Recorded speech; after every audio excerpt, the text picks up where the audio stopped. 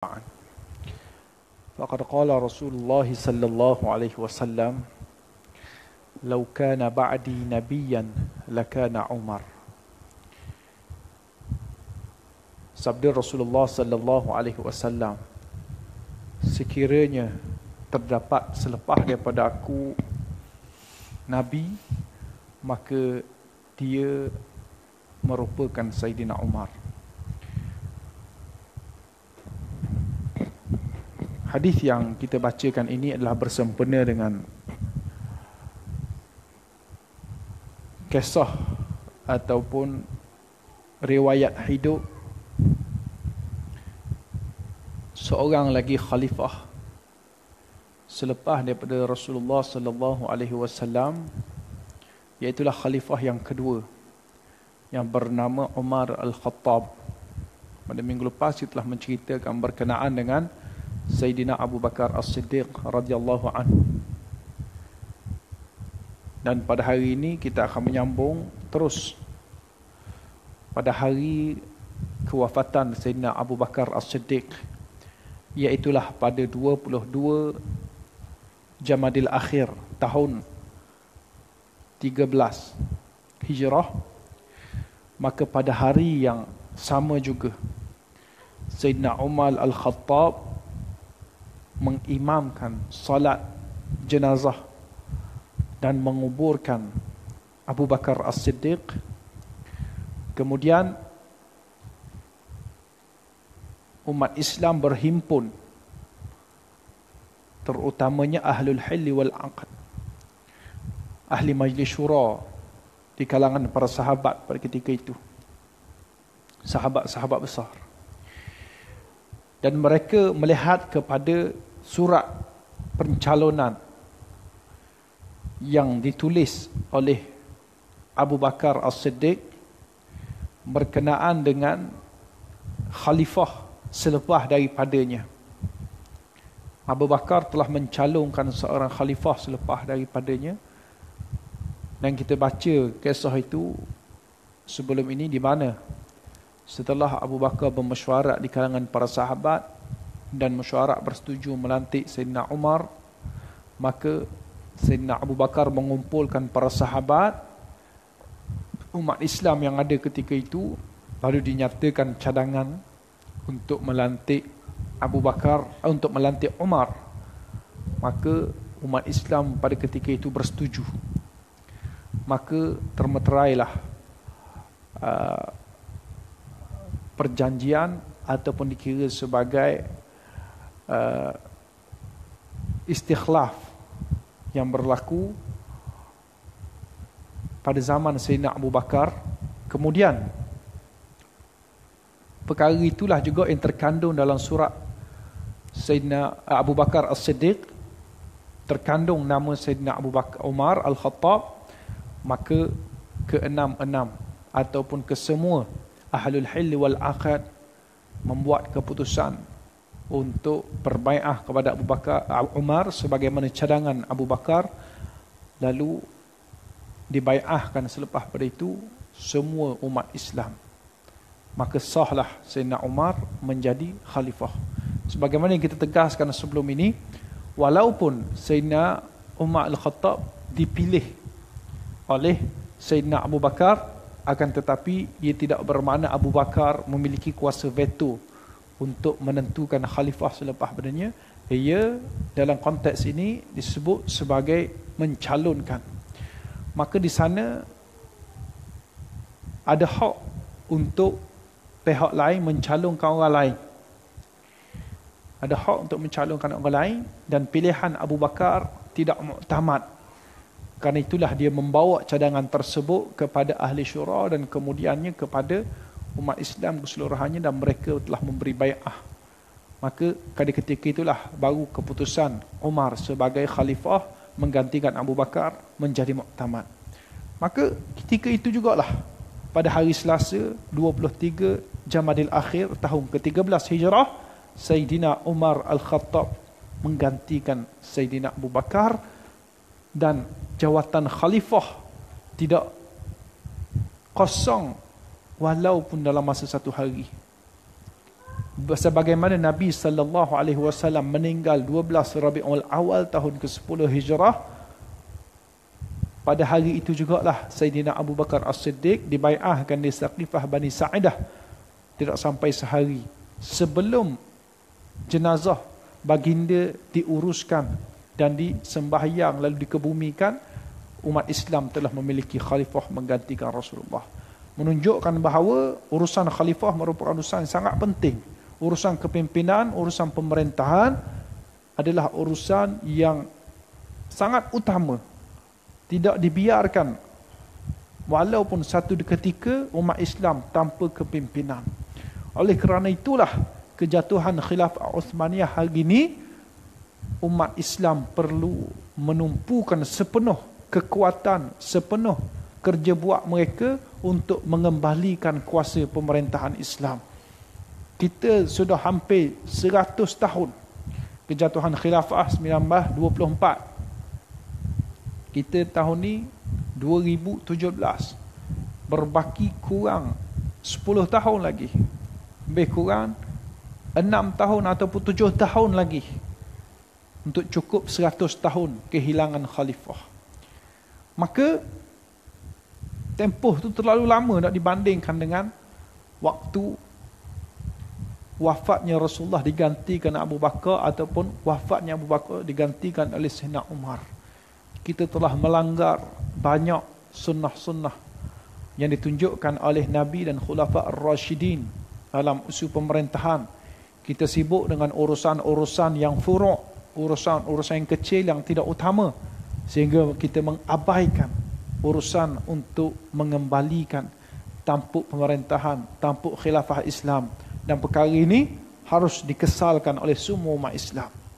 Sayyidina Umar Al-Khattab ketika mana dia dilantik, dia naik buat pertama kali ke atas mimbar sebagai seorang khalifah, dia bernaik ke atas mimbar dan berada satu anak tangga lebih rendah daripada tempat Sayyidina Abu Bakar As-Siddiq kerana memuliakan Abu Bakar. Kemudian dia berdoa, Allahumma inni dha'if faqawwini. Ya Allah, ya Tuhanku, sesungguhnya aku ini lemah, maka kuatkanlah aku. Allahumma inni ghalidhun falayyinni. Ya Allah, ya Tuhanku, sesungguhnya aku ini kasar, maka lembutkanlah aku. Allahumma inni bakhilun fasakhini. Ya Allah, sesungguhnya aku ini adalah bakhil, maka pemurahkanlah aku. Ini doa yang sangat baik dibaca oleh mereka-mereka yang baru dilantik untuk menjadi kepimpinan. Mudah-mudahan Allah Subhanahu wa taala menolong kita. Doa yang dibaca secara athar lebih baik daripada doa yang direka-reka. Doa sunnah, doa daripada Al-Quran adalah doa yang terbaik. Kemudian doa daripada hadis-hadis Nabi. Kemudian doa daripada khulafa. Kemudian doa-doa daripada alim ulama. Itulah antara yang terbaik yang kita boleh amalkan. Doa Sayyidina Umar ni boleh kita amal. Kemudian pesanan Sayyidina Umar berkenaan dengan Al-Quran. Iqra'ul Quran tu'rafu bihi. Bacalah Al-Quran, kamu akan kenal dengannya. Wa'amalu bihi takunu min ahli. Beramalah dengannya, kamu akan menjadi ahlinya. Wazinu anfusakum qabla an tuwazzanu. Berhiaslah kamu dengannya sebelum kamu ditimbang. Wa tazayyanu lil ardil kabir. Dan berhiaslah dengan Al-Quran itu untuk menempuh hari akhirat, hari persembahan yang besar. Yauma tu'raduna 'ala Allah. Hari kamu dipersembahkan di hadapan Allah. La takhfa minkum khafiyah. Tak ada seorang pun yang dapat bersembunyi. Innahu lam yablugh haqqi haqq an yuta'a fi ma'siyatillah. Sesungguhnya tidak akan sampai hak kepada mereka yang berhak mereka melakukan ketaatan dalam melakukan maksiat kepada Allah Subhanahu wa taala. Dan banyak lagi lah apa yang disebut oleh Sayyidina Umar Al-Khattab, pesanan-pesanannya kita ringkaskan sahaja. Cuma ada satu perkara yang mungkin baik untuk kita sebut berkenaan dengan peribadi Sayyidina Umar. Kita mengenali Sayyidina Umar sebagai seorang yang kasar, sebagai seorang yang tegas dalam sejarah. Sama ada sebelum dia memeluk Islam dan selepas dia memeluk Islam. Sebelum dia memeluk Islam pun dia ganas, dia garang. Selepas daripada peluk Islam, banyak kisah-kisah kita melihat dia mempertikaikan beberapa perkara yang diputuskan oleh Rasulullah sallallahu alaihi wasallam. Dia bersifat sangat keras dalam tindakan-tindakan dia di zaman Rasulullah sallallahu alaihi wasallam. Dan ketika Rasulullah sallallahu alaihi wasallam wafat, Sayyidina Abu Bakar menggantikan Sayyidina Umar menjadi penolong setianya. Begitulah juga sikapnya, kasar dan sangat tegas.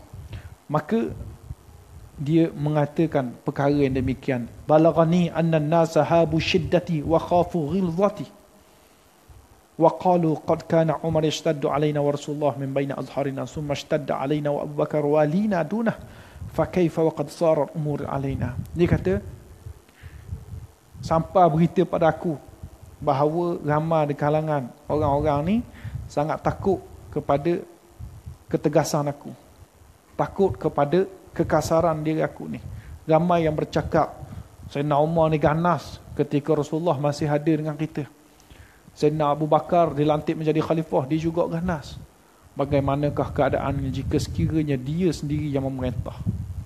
Dalam keadaan Rasulullah hadir, dia berani lagi nak jadi ganas, nak jadi tegas, garang. Kalau dia sendiri yang menjadi khalifah, maka mereka membayangkan sudah tentulah sangat tinggi keganasan dia. Maka Abu Bakar Umar ingin menjawab perkara ini. Dia kata, qad kuntu ma'a Rasulullah sallallahu alaihi wasallam fa kuntu khadimah wa kana la yablughu ahad sana'tuhu fil lin war rahmah wa kana kama qala bil mu'mini raufur rahim. Maka ringkas ceritanya, dia kata, betul perkara yang dinyatakan itu. Aku memang di zaman Rasulullah sallallahu alaihi wasallam memang jadi orang yang ganah, kerana Rasulullah ini mengamalkan apa yang disebut dalam Al-Quran, bil mu'minina raufur rahim. Sifat Rasulullah dengan orang-orang yang beriman, mereka lemah lembut dan mengasihani. Maka aku berdiri di tepi dia umpama pedang yang terhunus. Aku menjadi tulang belakang untuk melindungi baginda sallallahu alaihi wasallam. Dengan ketegasanku aku imbangkan kelembutan yang ada pada Nabi sallallahu alaihi wasallam. Dalam keadaan itulah sehingga Rasulullah meninggal, Rasulullah wafat, diganti Sayyidina Abu Bakar. Sayyidina Abu Bakar juga terkenal dengan lembutnya, maka aku berada di sisinya menjadi tulang belakang dan penolong untuk mengimbangi kelembutan dia dengan ketegasan aku. Kemudian pada hari ini aku dilantik untuk menguruskan urusan-urusan kamu, maka ketahuilah bahawasanya ketegasan aku itu telah pun berkurangan. Dan sedangkan ketegasan aku itu hanya kepada mereka yang zalim dan melampau terhadap orang Islam. Adapun terhadap orang-orang Islam, maka aku akan menjadi orang yang paling lembut di antaranya. Aku tidak akan berjumpa dengan mana-mana orang zalim, dia kata, melainkan aku akan meletakkan pipinya ke bumi dan aku akan letakkan kaki aku di atas pipinya yang satu lagi, bermaksud dia nak pijaknya. Kemudian aku akan paksa dia untuk mengikut kebenaran, meninggalkan kezaliman itu. Kemudian aku pula selepas daripada itu akan meletakkan pipi aku di atas bumi untuk untuk melayan orang-orang yang baik, orang-orang yang Islam secara lemah lembut. Itu sikap yang dijanjikan oleh Sayyidina Umar Al-Khattab. Perkara ni memang diakui oleh umat Islam. Kita dah sebut sebelum ni bagaimana Sayyidina Abu Bakar As-Siddiq, sebelum dia nak melantik Sayyidina Umar, dia tanya sahabat-sahabat Ahlul Hil wal Aqad. Dia tanya Abu Ubaidah, dia tanya Ali, dia tanya Sayyidina Osman, bagaimanakah keadaan ataupun peribadi Umar Al-Khattab. Antara mereka menjawab, Sayyidina Umar Al-Khattab memang seorang yang pintar, seorang yang cerdik, akan tetapi beliau sedikit kasar. Maka Sayyidina Abu Bakar menyatakan, Abu Bakar kasar kerana Umar kasar kerana dia ada Nabi bersamanya, kerana ada aku bersamanya. Sekiranya aku tiada Nabi, tiada nanti, dia tidak akan kasar sebegitu. Dia kasar untuk mengimbang. Maka perkara ini harus kita lihat dari sudut pengajaran yang penting, iaitu keperluan untuk sesuatu kepimpinan memiliki pembantu yang mengimbangi sikap diri dia. Walaupun Rasulullah terkenal dengan lemah lembut, maka ada Sayyidina Umar Al-Khattab menjadi ganas, menjadi keras. Kadang-kadang kalau kita baca kisah-kisah Nabi, banyak kali Sayyidina Abu Bakar, Sayyidina Umar Al-Khattab menyatakan pendapat yang bertentangan dengan Nabi SAW. Kira dalam mesyuarat dia bantah sama Nabi. Nampak ganas. Dan itulah sebenarnya yang perlu dalam sebuah kepimpinan. Kita tak mahu satu kepimpinan Islam tidak diajar semua pengikut, semua pembantu-pembantu keliling mengampu sahaja pemimpin. Jika mengampu pemimpin, alamatnya rosak. Tidak menyatakan kebenaran, tidak berani. Bahkan apa yang dibuat oleh Sayyidina Umar, kita tengok, dia sengaja buat garang, buat keras kerana untuk imbang. Kerana itulah perlu untuk ada pemimpin-pemimpin pun, walaupun dia terasa mungkin dalam kalangan ahli mesyuarat dia, kalangan pembantu-pembantu dia, ada yang selalu memberikan pandangan berbeza dengan dia, selalu membantah. Maka jangan anggap orang ini ingin menjatuhkan dia. Jangan anggap orang ini tidak sesuai untuk bersama dia, tidak sekepala. Contohnya kita katakan. Kerana orang-orang seperti ini diperlukan untuk menegur, untuk melihat sisi-sisi negatif, untuk muhasabah, supaya kita sentiasa berada atas jalan yang betul. Kalau semua mengampu, semua kata apa yang bos buat betul belaka, ketua buat betul belaka, akhirnya kebenaran akan terhapus. Akhirnya tak dapat nak memperbetulkan mana yang salah. Semua puji, tak ada kritik. Maka perkara ini harus diambil. Sifat Sayyidina Umar Al-Khattab dalam kepimpinan Nabi, dalam kepimpinan Sayyidina Abu Bakar, perlu untuk dicontohi. Begitulah dalam kepimpinan Sayyidina Umar Al-Khattab. Apabila Sayyidina Umar Al-Khattab menyatakan dia akan berlembut, dia akan mengubah sikap dia, maka di sana ada sahabat yang mengambil watak dia ketika dia bersama dengan Rasulullah itu adalah Sayyidina Ali karramallahu wajhah. Ali ambil peranan Sayyidina Umar dulu. Sayyidina Umar ambil peranan Nabi, ambil peranan Abu Bakar. Maka kita baca kisah-kisah sahabat ini untuk kita tengok bagaimana sesebuah kepimpinan Islam itu berjalan. Dan dalam kepimpinan Sayyidina Umar Al-Khattab, Sayyidina Umar Al-Khattab memimpin, kalau boleh kita katakan sepanjang kepimpinan dia ini, dalam tempoh dia merintah lebih kurang dalam 6 tahun ataupun 10 tahun.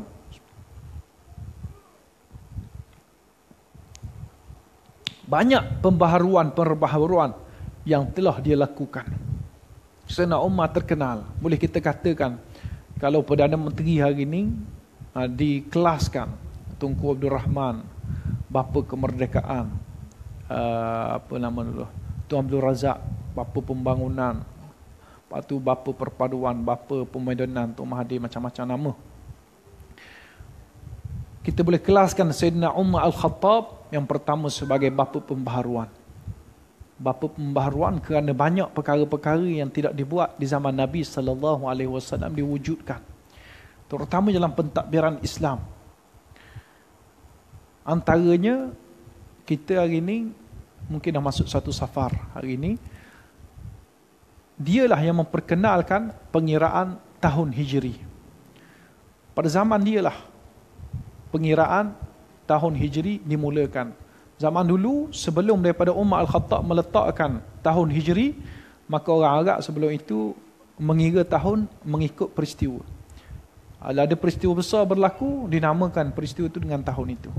Nabi SAW, tahun berapa dia lahir, tidak disebut tahun berapa, tapi disebut nama tahun, iaitulah tahun tahun gajah, bersempena dengan tahun berlakunya peristiwa Abrahah ingin menyerang Kaabah dengan tentera bergajah.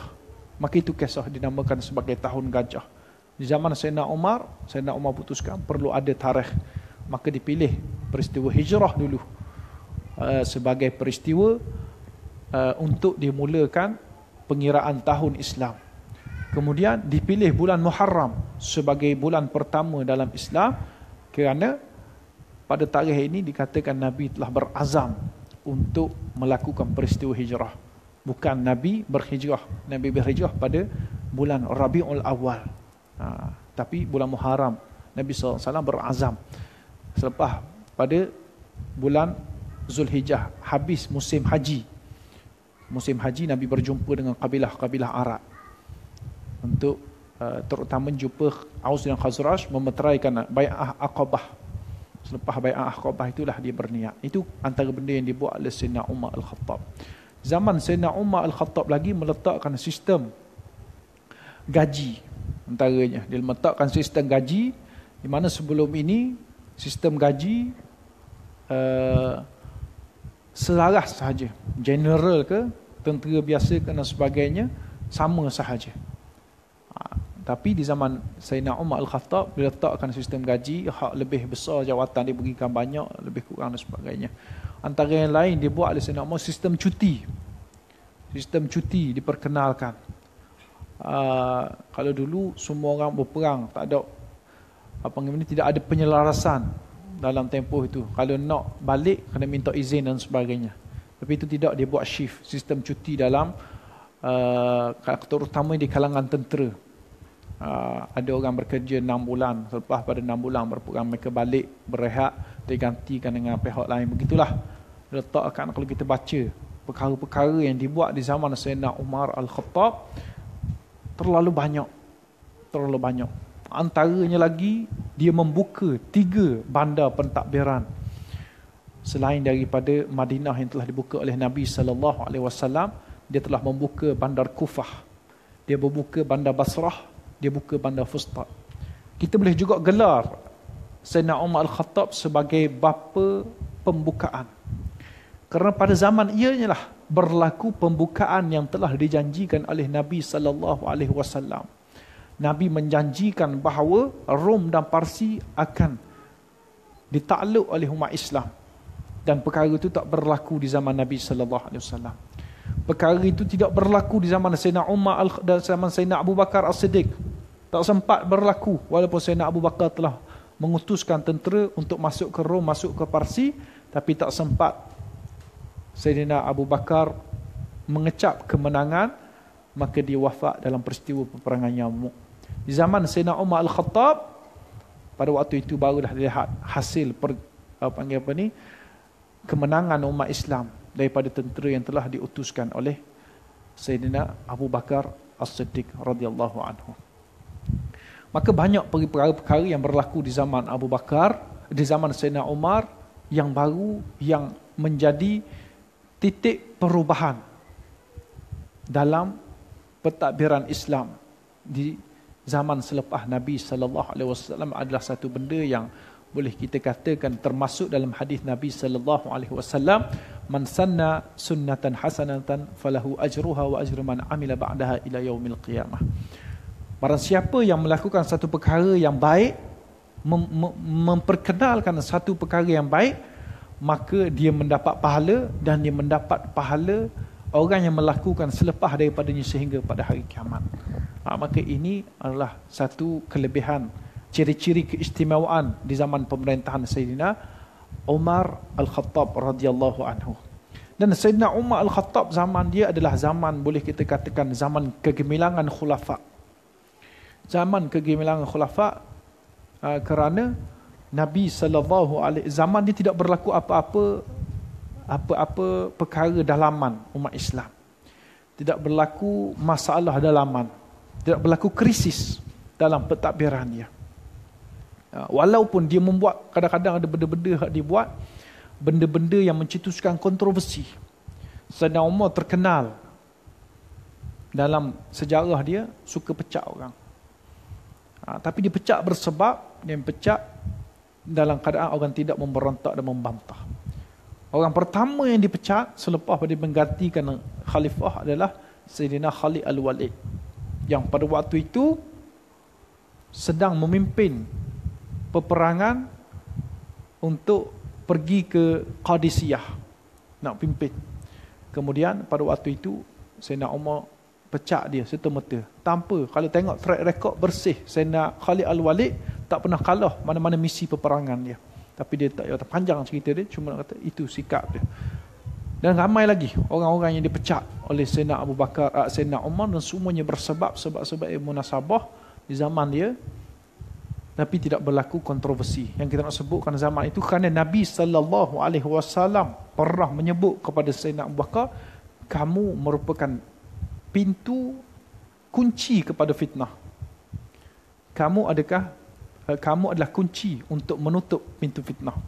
Perkara ni kita boleh tengok dalam satu hadis ketika mana Umar Al-Khattab berjumpa dengan Huzaifah Al-Yaman. Huzaifah Al-Yaman ni seorang sahabat yang banyak meriwayatkan hadis-hadis berkenaan dengan fitnah.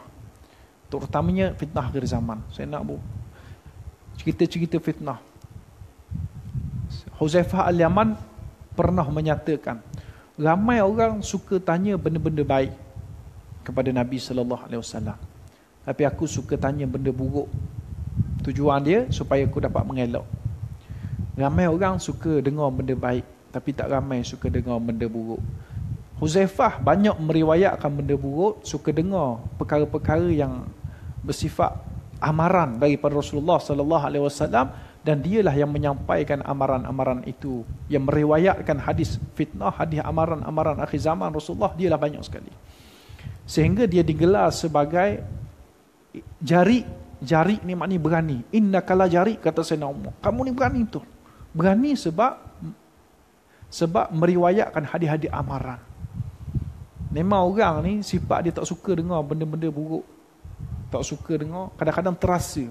Padahal walaupun tak disebut nama.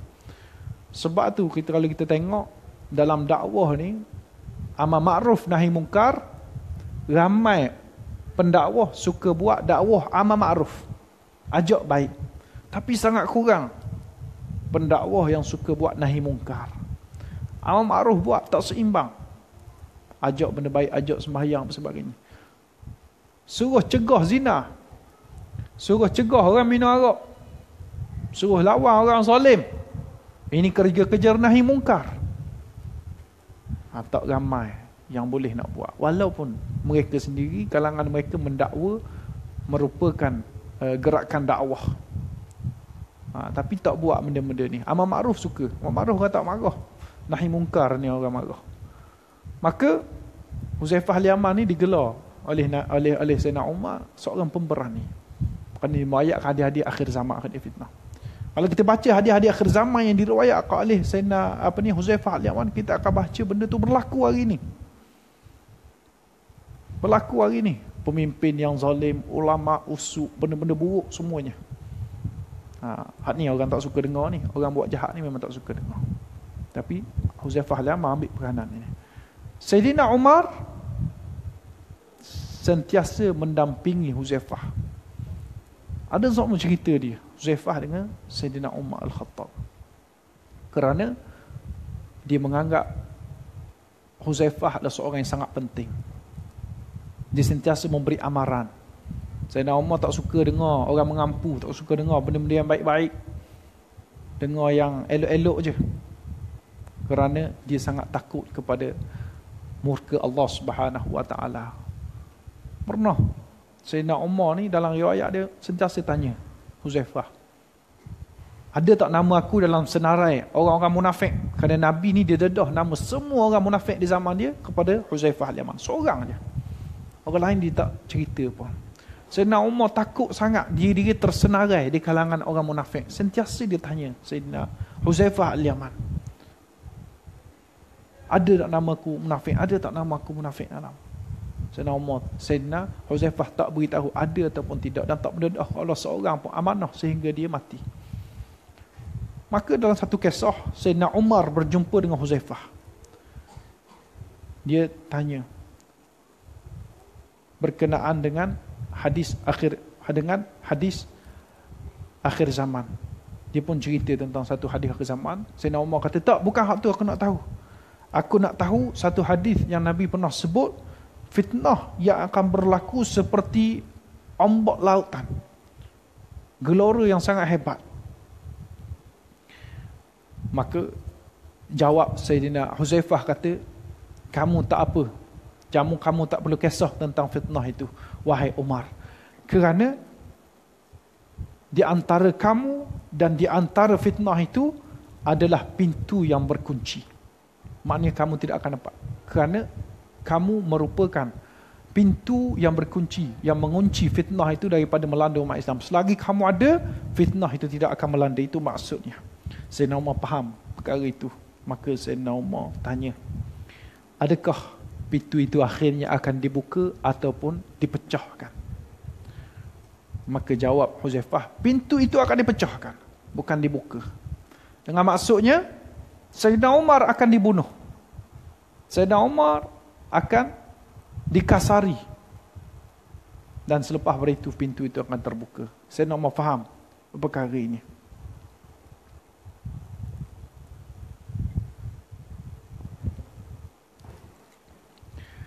Baik. Kemudian orang tanyalah, ada kisah ada orang tanya siapa dia. Akhirnya Huzaifah beritahu itu adalah Sayyidina Umar Al-Khattab radhiyallahu anhu. Dan Sayyidina Umar dalam kisah kalau kita baca, memang betul selepas daripada kematian Sayyidina Umar Al-Khattab berlaku fitnah pada awalnya. Lah timbul desas-desus. Peristiwa inilah pada pelantikan Sayyidina Osman lagi telah timbul isu orang Islam tidak mahu kepimpinan Sayyidina Osman. Ada yang mahu kepimpinan Sayyidina Ali lagi. Ada kesebilangan orang Islam tidak menyokong Sayyidina Osman. Dia menyokong Sayyidina Ali. Dah timbul perpecahan-perpecahan dan berderetan sehingga ke hari ini. Sehingga ke hari ini kalangan-kalangan orang yang beraliran Syiah menganggap pelantikan Sayyidina Osman pada ketika itu tidak sah. Yang sebetulnya lah Sayyidina Ali dan sebagainya. Itu pecahan bermula daripada zaman itu. Sehinggalah berpanjangan kematian, dibunuh Sayyidina Osman, dibunuh Sayyidina Ali, dan seterusnya lah. Dan timbul di zaman Sayyidina Osman juga desas-desus golongan-golongan Khawarij dan sebagainya. Baik. Jadi ini perkara yang berlaku di zaman Sayyidina Osman, di zaman Sayyidina Umar Al-Khattab. Dan kita ringkaskan cerita. Kita ceritakan berkenaan dengan detik-detik kewafatan Sayyidina Umar Al-Khattab. Ketika mana Sayyidina Umar Al-Khattab berumur lebih kurang 63 tahun. Umur Nabi SAW. Pada ketika itu dia terasa dirinya telah lemah, tua. Lalu dia berdoa kepada Allah. Allahumma kaburat sinni wa da'ufat quwwati wa intasharat ra'iyati faqbidni ilaika ghayra mudayyin wa la mufarrid. Allahumma inni as'aluka syahadatan fi sabilik wa mautan fi madinati Rasulillah sallallahu alaihi wasallam. Dia kata, ya Allah, ya Tuhanku, usiaku telah pun lanjut, kekuatan aku semakin lemah, dan rakyat aku semakin ramai, semakin bertambah. Maka ambillah diri aku ke sisimu tanpa keterlaluan dan tanpa terlalu keras. Ya Allah, ya Tuhanku, aku memohon kepada kamu untuk mendapatkan mati syahid di jalanmu dan mati di bumi Madinah Rasulullah sallallahu alaihi wasallam. Allah Subhanahu wa taala mustajabkan doa itu. Kurang 2 minggu daripada dia berdoa, maka berlakulah peristiwa pembunuhan Sayyidina Umar Al-Khattab. Perkara ini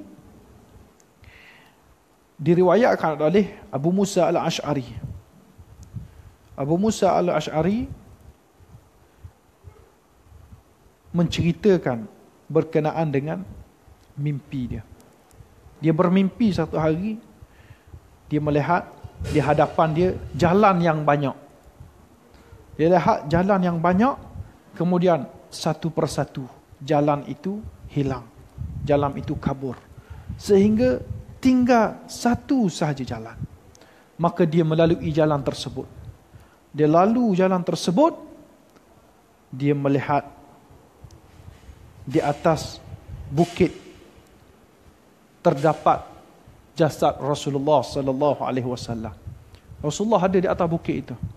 Di sisinya ada Sayyidina Abu Bakar As-Siddiq.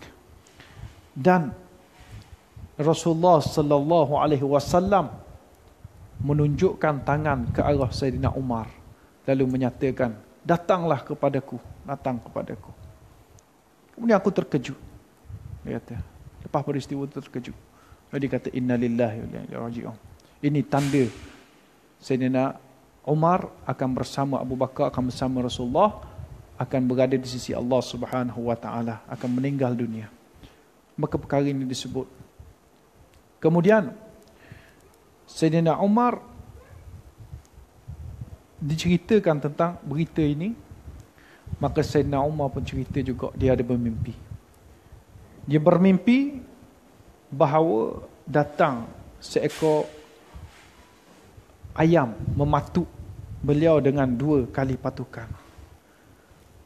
Maka itu menandakan bahawa dia tanda dekat ajal. Ini sebut Sayyidina Umar Al-Khattab. Maka pada ketika itu dia merasakan, bila dia cerita tu, sahabat-sahabat ni, dia tak fikir benda lain. Dia fikir apa akan jadi selepas ketiadaan Sayyidina Umar. Siapa akan memimpin orang Islam? Macam kita sebut tadi. Ini minda orang. Dia tidak ta'assub kepada mana-mana pemimpin, tidak ta'assub kepada mana-mana orang. Dia fikir tentang masalah Islam. Siapa akan menjadi orang pertama, manusia pertama yang akan mempertahankan Islam selepas ketiadaan Sayyidina Umar. Maka diminta Sayyidina Umar lantik terus, pilih terus pemimpin selepas pada ini.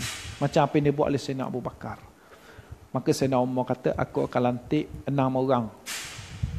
Maka pilihlah salah seorang calon daripadanya. Ni aku calonkan 6 orang. Dia kata, aku tak akan pilih sebagaimana yang dibuat oleh Sayyidina Abu Bakar.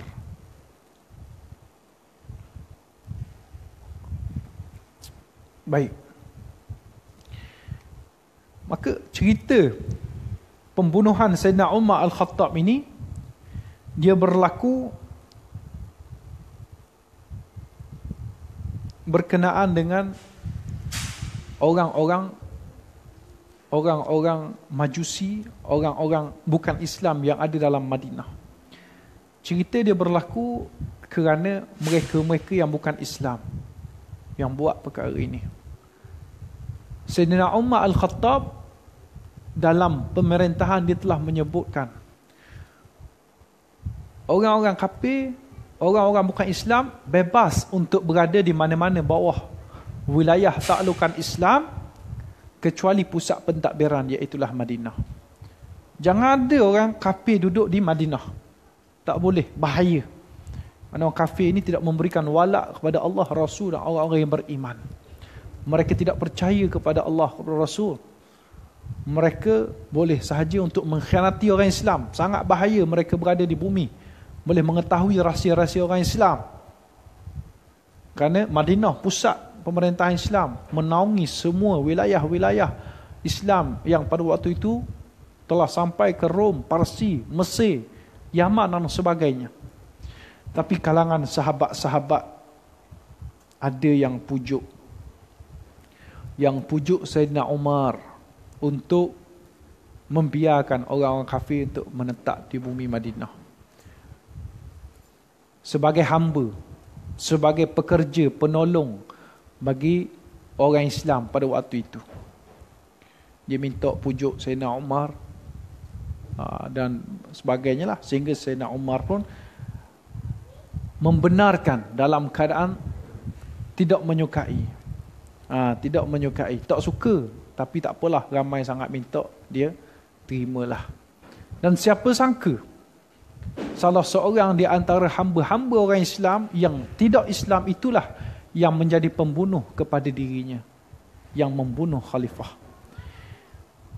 Kisahnya, Sayyidina Umar Al-Khattab ni yang merancang pembunuhan dia ada 4 orang.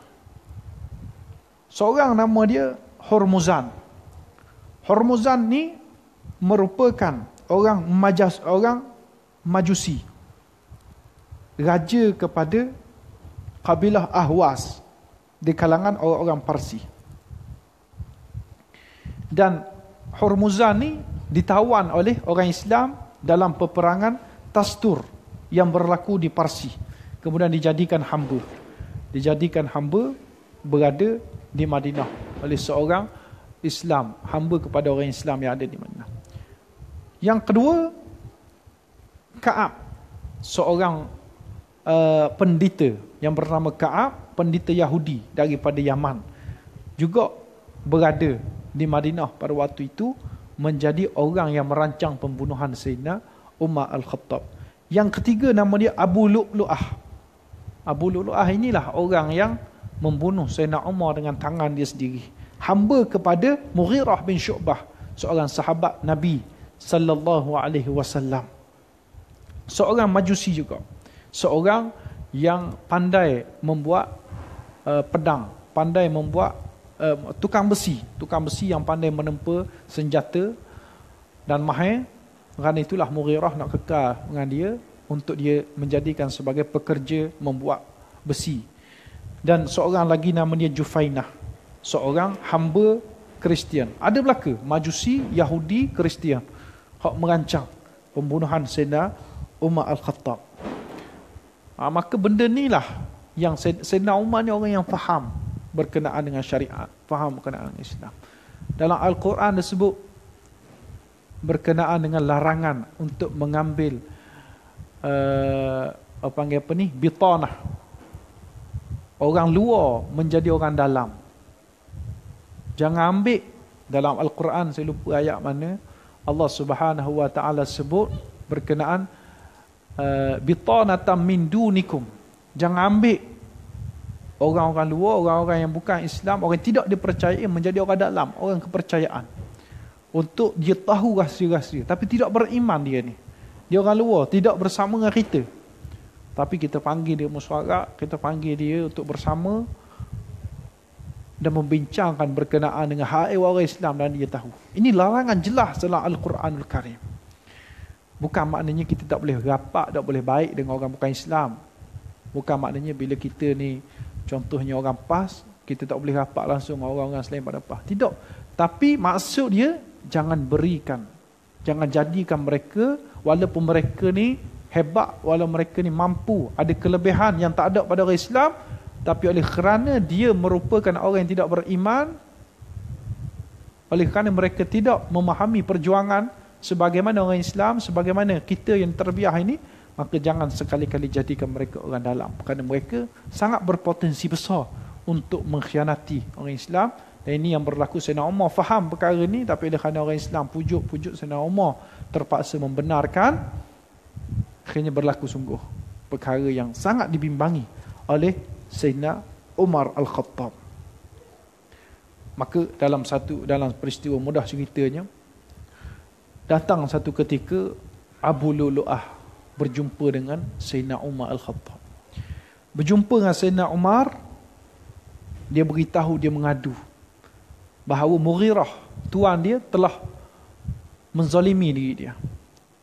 Setiap hari dia kata, dia bayar kepada aku 4 dirham. Dan dia suruh aku buat perkara yang macam-macam. Perkara yang macam-macam, minta 4 dirham sebagainya, banyak sangat dia kata. Sepatutnya tak cukup untuk aku. Kalau bayar dia 4 dirham, aku dapat sikit saja. Jadi dia minta kepada Sayyidina Umar Al-Khattab supaya, dia mengadulah supaya ambil tindakan kepada Mughirah. Kemudian dia pun memberitahu pada Sayyidina Umar. Sayyidina Umar kata, yang diminta oleh Mughirah tu tak banyak dah, 4 dirham tu. Bertakwalah kamu kepada Allah. dan buat baik kepada dia. Sayyidina Umar tak terima. Sayyidina Umar di hadapan dia tak terima. Maka menyebabkan Abu Lulu'ah balik dalam keadaan hampa, dan pada waktu itulah dia jadi marah pada Sayyidina Umar. Padahal Sayyidina Umar Al-Khattab hanya jawab begitu di hadapan Sayyidina dia jawab kepada dia jawab kepada Abu Lulu'ah. Dia jawab kepada Abu Lulu'ah begitu. Dia tak kata, dia tak akan tegur Mughirah. Sebab selepas pada itu, dia beberapa hari selepas pada itu dia panggil Mughirah. Dia memang pesan kepada Mughirah untuk layan dengan baik Abu Lulu'ah ni. Abu Lulu'ah minta cuba benda dia adu tu, dia tegur Mughirah, tapi dia tak menyatakan perkara tersebut di hadapan Abu Lulu'ah. Tapi inilah isu yang menyebabkan Abu Lulu'ah marah, kemudian berjumpa dengan seorang sahabat-sahabat yang kufar ni, yang telah lama berdendam dengan orang Islam, panggil mereka dan merancang macam mana 4 orang ini dikenali. Sebab pada satu ketika seorang Ka'ab yang kita cerita ahbar ni, yang tahu buku Taurat ni, dia pernah cerita kepada dia, tiap-tiap hari dia berjumpa dengan Sayyidina Umar. Dia kata, kamu akan mati dalam masa 3 hari. Lepas pada tu esok dia jumpa lagi, dalam masa 2 hari kamu akan mati. Esok kamu akan mati, dia jumpa lagi. Menunjukkan dia tahu perancangan pembunuhan. Dia sekali dengan rancang, dia tahu siapa akan bunuh. Dia kata benda ni sebut dalam Taurat, padahal tak ada pun dalam Taurat. Kalau kita cari, tak ada pun kisah pembunuhan Sayyidina Umar dalam Taurat. Mereka tipu. Sebenarnya dia tahu perancangan. Dia bersama dengan 3 orang yang lain yang merancang. Sebab tu dia tahu bila tarikh Sayyidina Umar akan dibunuh. 3 orang lagi kita katakan kantoi. Pada satu ketika tu mereka bermusyawarah di hadapan sahabat disebutlah ni, disebut nama dalam ni anak Abu Bakar, Abdul Rahman bin Abu Bakar. Pernah lalu satu jalan, ada 3 orang ni. Tengah lalu 3 orang tu, tiba-tiba mereka ketakutan tengok Abdul Rahman lalu. Mereka pun buat-buat tak ada apa-apa, sehingga tiba-tiba jatuh senjata daripada tangan Abu Lu'lu'ah. Dan pada waktu itu dia tak tahu apa-apa senjata itu untuk apa dan sebagainya.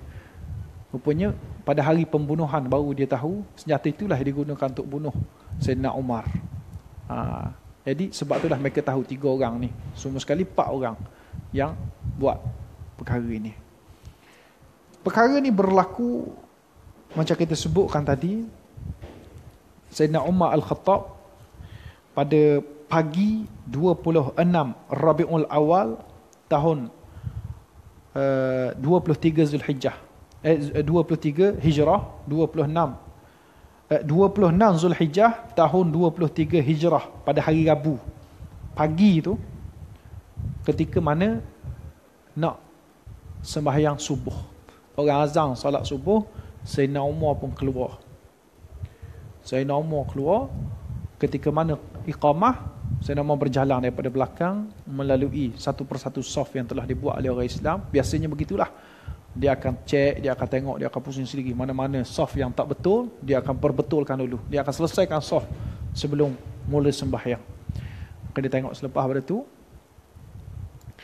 biasanya Sayyidina Umar akan baca surah Yusuf ataupun surah An-Nahl. Pada ketika itu, di belakang dia ada Abdullah bin Abbas dan juga siapa ni, Abdullah bin Umar ada belakang dia pada ketika itu nak salat. Ketika mana Sayyidina Umar Al-Khattab mengangkat tangan untuk sembahyang, angkat takbir, belum sempat dia membacakan surah Fatihah, maka keluarlah Abu Lu'lu'ah yang pura-pura sembahyang pada waktu itu, terus keluar menerpa di hadapan Sayyidina Umar Al-Khattab, terus menikam dengan 3 tikaman secara cepat dan pantas, dan tikaman itu dalam, menggunakan senjata kecil yang disembunyikan yang disebut sebagai khanjarah. Cuba google lah, tengok khanjarah macam mana, di pedang kecil.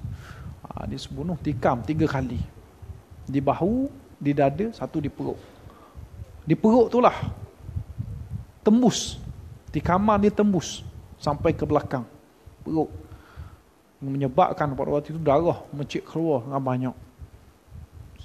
Sayyidina Umar ketika itu ditikam saja terus terjatuh, kemudian menyatakan qatalani al-kalb, dia kata anjing telah membunuh aku, anjing telah membunuh, kata.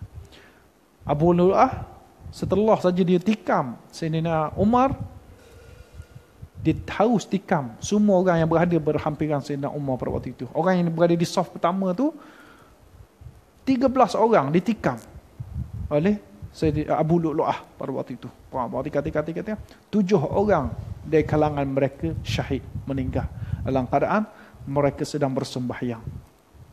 Pada waktu itulah Abdul Rahman bin Auf yang ada juga berdekatan mengambil langkah yang cukup bijak. Dia tengok menggila Abu Lu'lu'ah ni duk acu pedang ke situ ke sini. Akhirnya dia ambil kain, lempar ke atas Abu Lu'lu'ah.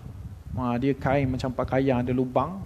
Bila campak tu tak boleh bergerak, duduk terperangkap dalam kain tu. Akhirnya dia tahu tak boleh buat apa dah, maka dia tikam diri sendiri. Abu Lu'lu'ah dah mati serta-merta di tempat kejadian. Itu kisah yang berlaku. Umar Al-Khattab pada ketika itu batal lah sembahyang dia sebab dia jatuh, dia tak sangka lagi. Tapi dia sempat sebelum sembahyang dia cuik daripada belakang, dicuik Abdul Rahman bin Auf, menandakan Abdul Rahman bin Auf bakal menggantikan imam. Dan Abdul Rahman bin Auf sembahyang dengan sangat cepat kerana nak bantu Umar Al-Khattab. Orang Islam tak berhenti sembahyang, orang Islam tak berhenti pada waktu. Tapi peristiwa tu berlaku lama jugalah, sehingga orang-orang yang ada belakang, 2-3 saf di belakang ni, yang tak tahu apa yang berlaku di saf hadapan ni, tak nampak. Kata sebab apa Sayyidina Umar tak baca Fatihah ni? Maka mereka belakang nak sebut subhanallah, subhanallah 2-3 kali. Baik ingat Sayyidina Umar lupa ke dan sebagainya, tak baca. Tapi tak berhenti sembahyang. Akhirnya sembahyang sampai habis dulu, barulah bagi tolong Sayyidina Umar Al-Khattab. Dalam keadaan darah tak berhenti keluar ni, sampailah matahari hampir-hampir nak muncul lah. Sayyidina Umar tak sedar. Maka sahabat-sahabat kata, bahaya ni, Sayyidina Umar tak habis semayang, Sayyidina Umar tak pernah tinggal semayang ni. Kita kena kejutkan dia kok mana kena semayang ni, Sayyidina Umar masih hidup ni. Maka adalah seorang sahabat tegur, as-salatu ya amirul mu'minin, sembahyang amirul mu'minin. Dengarkan di telinga dia. Akhirnya Sayyidina Umar serta-merta bangun, bangkit daripada, ya solat, ya betul. Tak ada hak, tak ada siapa-siapa pun dibenarkan untuk tinggal sembahyang, dia kata. Sebelum tu dia tanya, semua orang sembahyang dah apa? Dia kata, semua dah sembahyang ke? Dia kata, ya, semua dah sembahyang. Tiada Islam bagi mereka yang meninggalkan sembahyang. La Islam liman taraka salah, kata Sayyidina Umar. Maka orang pun ambil air sembahyang kepada Sayyidina Umar. Sayyidina Umar berwuduk, kemudian sembahyang fajar sedikit sahaja sebelum habis waktu subuh, dalam keadaan darah masih lagi memercik. Darah masih memercik.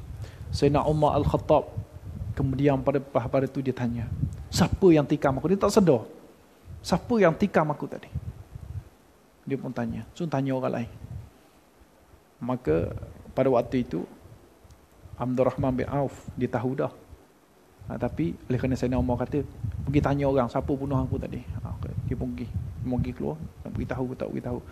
Akhirnya dia beritahu, masuk dia kata, orang beritahu yang bunuh kamu tu adalah Abu Lu'lu'ah Al-Majusi, Mughirah bin Syu'bah, hamba Mughirah bin Syu'bah, dia kata. Maka dia kata, qatalahullah laqad amartu bihi ma'rufah, dia kata. Semoga Allah membunuhnya, dia kata. Sesungguhnya aku telah melakukan amal ma'ruf pada dia. Aku dah buat benda yang disuruh, benda yang diminta. Alhamdulillahilladzi lam yaj'al maitati biyadi rajulin yad'il Islam. Alhamdulillah, dia kata. Alhamdulillah, akhirnya aku mati bukan di tangan orang yang mendakwa dirinya Islam. Dia syukur bukan orang Islam yang bunuh dia, orang kafir bunuh dia. Satu benda yang pentinglah. Alhamdulillahilladzi lam yaj'al qatili yuhajini 'inda Allah bi sajdatin wahidatin sajaha lillah. Sebab kemungkinan orang Islam bunuh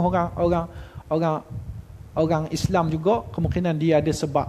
Takut-takut dia berhujah di hadapan Allah dengan hujah-hujah Islam yang mungkin betul tindakan dia membunuh Sayyidina Umar. Tu dia kata kalau orang kafir bunuh dia, memang orang kafir menentang lah. Maknanya tak ada sebab lah. Dia nak berhujah kepada Allah. Tapi kalau orang Islam dia takut, dia kata. Takut-takut orang bunuh aku, dia boleh berhujah dengan satu kali sujud dan dia pernah sujud kepada Allah Subhanahu wa ta'ala.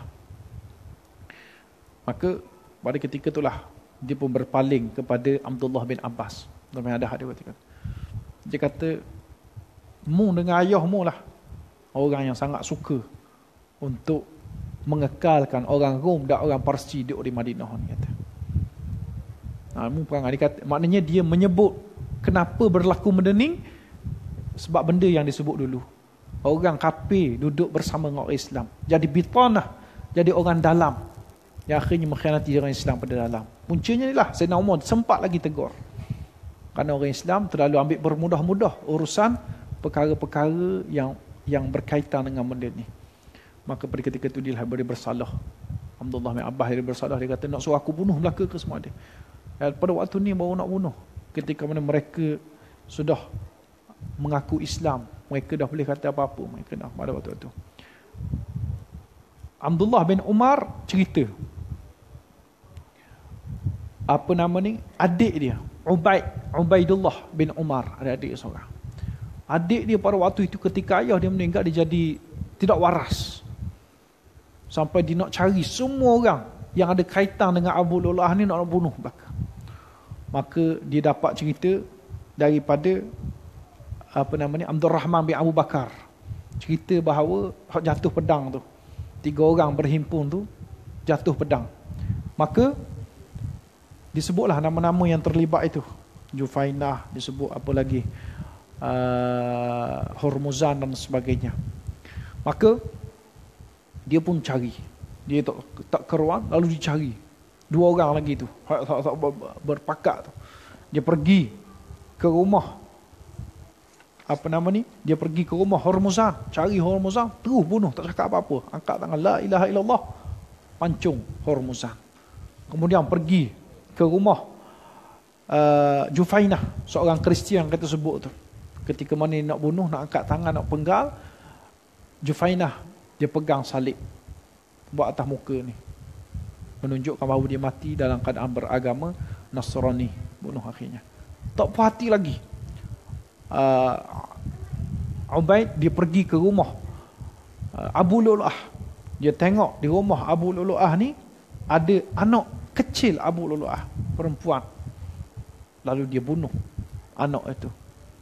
Dan dia pada waktu itu berniat untuk mencari semua orang Majusi, semua kafir yang ada di Madinah pada waktu nak bunuh Melaka. Itu niat. Menjadi menggila dah tak sedar. Maka pada waktu itulah datang Amr bin As. Amr bin As ni memang terkenal seorang yang pandai berdiplomatik, pandai kata-kata, dia pandai mempengaruhi orang. Akhirnya dia pujuk Ubaid. Akhirnya Ubaid serahkan pedang dia di tangan, jatuhkan pedang dan dia ditangkap dan dipenjarakan. Dan walau timbullah masalah pada ketika itu, timbul macam mana nak selesaikan masalah apa nama ni, Ubaid ni bahaya, dia telah bunuh 2 orang dan seorang perempuan, budak. Maka kena qisas, kalau ikut hukum dia kena qisas dan sebagainya.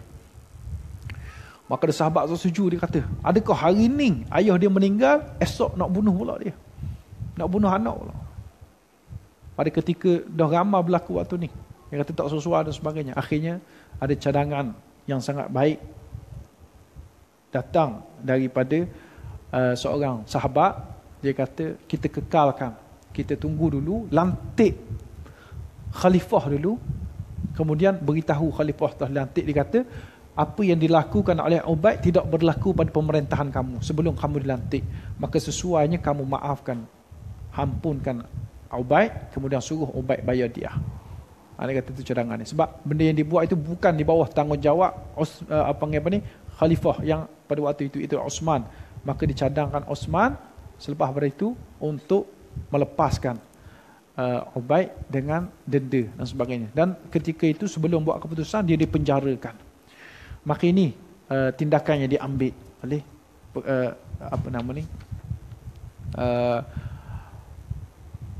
Osman bin Affan sesuai dengan nasihat para sahabat. Maka sebelum Sayyidina Umar disempat hidup berkurang 3 hari, dia meninggal hari Rabu, dia ditikam pada hari Rabu. disempat hidup 3 hari sebelum dia wafat. Iaitulah dia wafat pada hari lepas pada 3 hari, Rabu, Khamis, Jumaat, Sabtu dia hidup, dia sempat hidup. Dan pada waktu itu masa bagaimana yang kita ceritakan, dia pilih 6 orang di kalangan ahli syura untuk pilih. Di kalangan 6 orang ni seorang, dia tak akan pilih ramai-ramai, dia kata. Walaupun sahabat-sahabat mari pujuk pada waktu dia meninggal tu, cari seorang untuk lantik jadi khalifah. Dia kata tak ada masalah, lantik ke tak lantik semua ikut sunnah, dia kata. Kalau tak lantik aku ikut sunnah Rasulullah, kalau lantik aku ikut sunnah Abu Bakar, maka aku pilih untuk tak lantik, ikut sunnah Rasulullah. Tapi aku pilih 6 orang lah di kalangan sahabat-sahabat. Pada waktu itu 6 orang ini semuanya merupakan orang-orang yang dijanjikan syurga. Antara 10 orang dijanjikan syurga, hak Nabi sebut tu, pada waktu itu ada 7 orang yang masih belum meninggal lagi. Ada yang dah meninggal, tapi tinggal 7 orang. Tapi saya nak mau pilih 6 orang aja, iaitulah Osman bin Affan, Sayyidina Ali, Abdul Rahman bin Auf, Sa'ad bin Abi Waqqaf, Talhah bin Ubaidillah dengan Zubair bin Awam. Ada seorang lagi, Sa'id bin Zaid. Dia tak lantik. Tapi Sayyidina Umar tak lantik Sa'id bin Zaid kerana Sa'id bin Zaid ada hubungan kekeluargaan dengan Sayyidina Umar. Dia tak nak lantik orang yang ada hubungan kekeluargaan. Betapa Sayyidina Umar jaga khilafah. Hari ni orang duk ikut, orang kata ikut monarki Islam, salah, tak betul. Dalam Islam tak ada sistem monarki. Sistem monarki ni dimewariskan takhta kepada keturunan. Kalau ayah meninggal, maka dilantik anak sulung. Maka anak sulung ni akan lantik anak sulung dia pula. Tak ada anak sulung. Benda tu dah berlaku di Saudi hari ni, benda tu yang berlaku di Qatar, berlaku di negara kita. Ini perkara yang disebut oleh Nabi SAW dalam satu hadis riwayat pada Sayyidina Huzaifah Al-Yaman.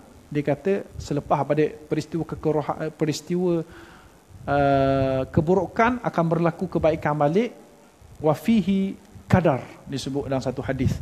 Selepas pada zaman Sayyidina Osman, Sayyidina Ali, zaman perpecahan orang Islam, krisis. Mari zaman Sayyidina Muawiyah, keadaan umat Islam jadi baik belaka. Ini hadis Nabi sebut, selepas pada keburukan berlaku baik balik. Baik baliklah pada Sayyidina Umar. Pada zaman Sayyidina Muawiyah, pemerintahan Umawi. Tapi Nabi sebut berlaku baik, tapi wafihi qadar. Berlaku kekeruhan. Maka sahabat Sayyidina Huzaifah tanya, apakah kekeruhan itu? Wamal qadar. Dia kata, qaumun yastannuna bighairi sunnati wa yahtaduna bighairi hadi. Satu kaum yang tidak mengikut sunnah aku dan mengikut panduan yang bukan daripada panduan aku. Antaranya panduan melantik khalifah. Lepas Sayyidina Muawiyah, naik Yazid bin Muawiyah. Lepas itu naik anak dia, keturunan dia sebagainya. Dalam pemerintahan Muawiyah, ada seorang je yang tak ikut betul-betul ni. Umar bin Abdul Aziz. Umar bin Abdul Aziz dilantik oleh Sulaiman bin Abdul Malik. Sulaiman Abdul Malik ni bukan ayah kepada Umar Abdul Aziz, tapi dia pilih kerana memahami perkara. Tapi lepas pada tu, mai Abbasiyah, naik Osmaniyah dan sebagainya, kekalkan balik sistem monarki yang tidak berasaskan Islam ini. Maka kita kena faham perkara itu. Ini yang dibuat oleh Sayyidina Abu Bakar, Sayyidina Umar Al-Khattab. Maka Sayyidina Umar pesan kepada 6 orang ni untuk mesyuarat dalam masa 3 hari. Pilih. Dia kata. Kemudian dia pesan kepada Abu Talhah. Dia pesan, dia kata, berkumpul keliling rumah 56 orang ni akan mesyuarat 3 hari, dia tak akan keluar. Maka keliling rumah dia, 50 orang keliling rumah dia, jaga. Jangan bagi seorang pun masuk, jangan bagi seorang pun keluar, jangan bagi dia berlalu 3 hari tanpa ada memilih khalifah. Kemudian dipesan kepada Miqdad bin Aswad. Miqdad ni seorang pahlawan lah di kalangan sahabat pada zaman Nabi SAW. Dia pesan, dia kata, pastikan, dia kata, lepas 3 hari ada seorang dilantik. Kalau 5 orang pilih, seorang tak setuju, bunuh seorang ni, dia kata. Kalau 4 orang dipilih, bersetuju, 2 orang tak setuju, bunuh 2 orang, dia kata. Kalau 3 orang, 3-3, maka pilih beritahu pada Abdullah bin Umar untuk menghakimi. Suruh Abdullah bin Umar, sebab Abdullah bin Umar terkenal kefakihan dia, maka pilih dia untuk menentukan. Nak pilih pendapat tiga orang ni ke tiga orang ni. Lalu suruh yang lain apabila diputuskan oleh Sayyidina Abdullah bin Umar untuk ikut semua pendapat Abdullah bin Umar. Mana-mana yang tak ikut, maka bunuhlah mereka. Dan itu yang dia pesan. Dan sekiranya selepas 3 hari, kesemua mereka tak dapat apa keputusan, bunuh mereka semua. Ketegasan Sayyidina Umar Al-Khattab dalam memilih khalifah. Maka akhirnya berlakulah perlantikan di kalangan 6 orang yang dilantik menjadi syurga itu, Sayyidina Uthman bin Affan. Dan kita balik lagi pada kisah Sayyidina Umar Al-Khattab. Hari Khamis, hari Jumaat, hari Sabtu dia sempat hidup, dan pagi hari Sabtu tersebut. Dan sepanjang peristiwa itu, orang yang mengimami salat adalah Suhaib Ar-Rumi. Suhaib Ar-Rumi seorang sahabat yang meluk Islam paling awal lah, pada di Mekah, dan dia meninggal pada hari malam Ahad, Sabtu malam Ahad dia meninggal pada Sabtu malam Ahad 1 Muharram. Dia meninggal 1 Muharram tahun 24 Hijrah. Ketika dia nak meninggal, maka dia suruh orang menghadap dia ke kiblat. Kemudian dia pesan kepada anak dia, tolong minta izin daripada Siti Aisyah. Beritahu Siti Aisyah bagi salam, kata Sayyidina Umar kirim salam. Jangan sebut Amirul Mukminin, sebut Sayyidina Umar. Sebab waktu itu aku bukan lagi Amirul Mukminin. Beritahu dia, aku minta izin untuk dikebumikan di sisi Rasulullah sallallahu alaihi wasallam. Kalau dia bagi, tak bagi, jangan paksa. Akhirnya dia berjumpa dengan Aisyah, minta izin daripada Aisyah untuk dikebumikan di sisi Rasulullah sallallahu alaihi wasallam. Siti Aisyah kata, ada satu tempat lagi muat di sisi Rasulullah sallallahu alaihi wasallam. Aku khususkan untuk diri aku. Tapi hari ini oleh kerana Umar minta aku bagi. Maka baliklah anak dia ni beritahu pada Sayyidina Umar. Sayyidina Umar kata, tak ada benda, alhamdulillah, syukur sangat. Dia kata tak ada benda lah yang paling menggembirakan aku melainkan dikebumikan di sisi Rasulullah sallallahu alaihi wasallam. Tapi dipesan sekali lagi, nanti bila aku meninggal, beritahu lagi, bila bawa jasad aku, mayat aku, beritahu pada Sayyidina Aisyah, minta izin sekali lagi. Mana tahu waktu dia bagi izin hari ini kerana dia malu, kerana aku kemungkinan dia anggap aku masih lagi khalifah, masih lagi Amirul Mukminin. Dan tanya dia sekali lagi, kalau tak bagi, bawa balik, tanam aku di perkuburan Islam sama dengan sahabat-sahabat orang Islam yang lain. Maka hari itu dia pergi, pada waktu setelah disembahyangkan, dikafankan dan sebagainya, dibawa ke rumah Siti Aisyah. Maka Siti Aisyah benarkan. Siti Aisyah duduk di rumah tu sehingga dia wafat. Rumah tu masih tinggal, di sana jadi jasad dia, di jasad ayah dia Sayyidina Abu Bakar, dan Siti Aisyah pun sebut, dia kata ketika jasad Nabi, jasad Abu Bakar ada, dia duduk dalam rumah tu, dia tak pakai tudung, pakaian dia ringan-ringan, dia mendedahkan aurat macam biasa dalam rumah, tak ada masalah. Tapi setelah datang Sayyidina Umar Al-Khattab, dia dalam rumah dia sendiri pun jaga aurat dia kata. Kerana Nabi adalah suami dia, Abu Bakar merupakan ayah dia sendiri. Tapi Sayyidina Umar orang ajnabi, lalu dia pakai pakaian itu. Dan itulah perkara yang berlaku. Sayyidina Umar Al-Khattab meninggal pada umur yang sama dengan Nabi, sama dengan Abu Bakar. Ditanam di kaki Rasulullah sallallahu alaihi wasallam. Sayyidina Abu Bakar ditanam di bahu Rasulullah sallallahu alaihi wasallam. Lalu bersemadilah 3 sahabat ini akhirnya bersama dalam satu perkuburan dan bersemadilah di sisi Allah Subhanahu wa taala, dan wafatlah Sayyidina Umar. Dan kita akan sambung kisah berkenaan dengan Sayyidina Uthman bin Affan radhiyallahu anhu selepas daripada itu. Dan kita sebutkan hari ini sebagai mukaddimah bahawa setelah matinya Sayyidina Umar Al-Khattab, wafatnya, maka pintu kepada fitnah telah pun pecah. Dan kisah Sayyidina Uthman kita akan bacakan, kisah yang padat penuh dengan perkara-perkara yang menimbulkan fitnah dan berpanjangan. Ada benda yang tak selesai sehingga ke hari ini. Tak selesai sehingga ke hari ini. Jadi saya rasa cukup sekadar itulah yang boleh disebutkan. Segala apa yang baik datang dari Allah Subhanahu wa taala, apa yang lemah, apa yang kurang datang kelemahan di saya sendiri. Saya minta maaf banyak-banyak ada salah dan silap. Marilah sama-sama kita bacakan tasbih kifarah dan surat Al-Asr. Subhanakallahumma bihamdika asyhadu an la ilaha illa anta astaghfiruka wa atubu. Sallallahu ala Muhammad wa ala alihi wasallam. Bismillahirrahmanirrahim. Wal 'asri innal insana fi khusr illa alladhina amanu wa 'amilus salihati wa tawasaw bil haqqi wa tawasaw bis sabr. Allahumma faqihna fid din, Allahumma faqihna fid din, Allahumma faqihna fid din wa 'allimna at-ta'wil. Allahumma 'allimna ma jahilna wa dhakkirna ma nasina. Allahumma ij'alna minan najihin wal faizin an-najina fid dunya wal akhirah bi ya arhamar rahimin. يا مقلب القلوب ثبت قلوبنا على دينك وعلى طاعتك وعلى شريعتك. ربنا آتنا في الدنيا حسنة وفي الآخرة حسنة وقنا عذاب النار. وصلى الله على محمد وعلى آله وصحبه وسلم والحمد لله رب العالمين. بالله التوفيق والهداية. والسلام عليكم ورحمة الله وبركاته.